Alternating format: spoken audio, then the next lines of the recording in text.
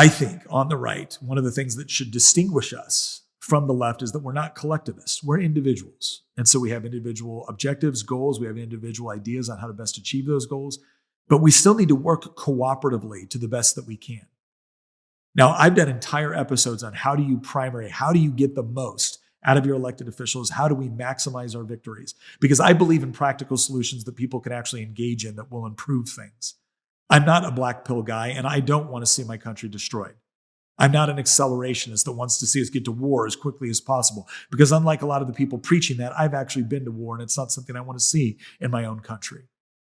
So I recognize that the threats are real. I recognize that there is a lot to be disgusted with in modern American culture and politics.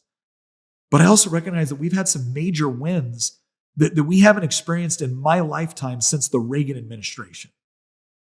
It has been the 1980s since we actually had some substantive wins that we can point to and say that was meaningful. And here we are again. We're getting meaningful wins, not as many as I would like. But I also understand that the way our Constitution is set up is that it doesn't afford supreme, sweeping executive power to a president that can just do whatever they want whenever they want it. There's limitations on that power.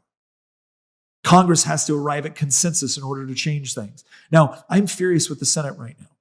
And I've done entire episodes on why people like Lisa Murkowski need to be primaried, why people like John Curtis need to be looked at very difficultly, why if Mitch McConnell and Tom of Kentucky and Tom Tillis of North Carolina weren't already retiring, we should be going after and primarying them as well, why John Thune should be removed as leader. I'm all about accountability on the right. But I'm about the sort of accountability that yields positive results.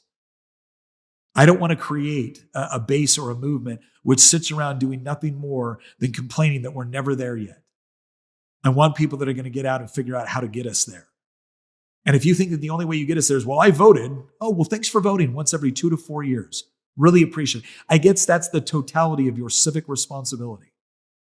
No, I want to give people practical solutions for people that are serious about saving the country, not the people who will just complain about it from the comfort and safety of their own homes. I'm not interested in serving alongside critics. I'm interested in motivating people that want to get into the arena and do things. Because that's where I've spent my life. I've spent my life in the arena. And I've learned some stuff while I was there. I learned some stuff the hard way, and I've learned some stuff from success. And here's what I've noticed. You're never going to get 100% success. It's never going to go 100% the way that you want. But if you focus exclusively on the downtimes, on the bad things, all you will serve to do is demoralize everyone else, and you will become the worst of self-fulfilling prophets.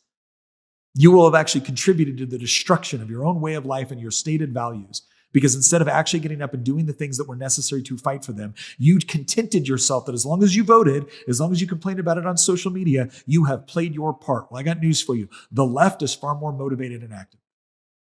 And we got a lot of people on the right that we need to recognize. We need to be able to differentiate between those people on the right that bring up solid critiques, but then offer real solutions and are willing to actually put skin into the game themselves to actually achieve those solutions, versus the people that are just nothing more than doom spiraling. The people that are constantly telling you that they are the only ones that you can trust. Do I want you to like and subscribe to this podcast? Yes, but I want you to do so because you think it actually brings value to your life, whether it be the suggestions or the advice or the insight that I have to some degree from being married for 27 years, from being a father to 23 years, from serving in the military, from serving in politics. I want this information that I talk about, the experiences that I talk about, the guests that I have on, to not demoralize you, but to paint a clear picture of where we find ourselves so that we can actually discover solutions to make it better.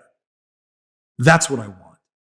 And anybody right now that is exclusively focusing on the negatives and then going so far as to tell you to vote for the other worldview, the other side, the left, to give them more power and more control over your life, I will tell you this much. That doesn't benefit your country, and it doesn't ultimately benefit you. It does benefit the left, and it does benefit the people that are saying it. And the reason why it benefits them is because when things are really bad, it tends to be good for conservative content creators.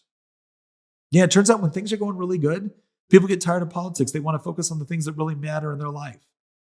But if things are going bad, if they're going after your guns, all of a sudden you get all kinds of clicks, all kinds of views. Guess what? Not worth it.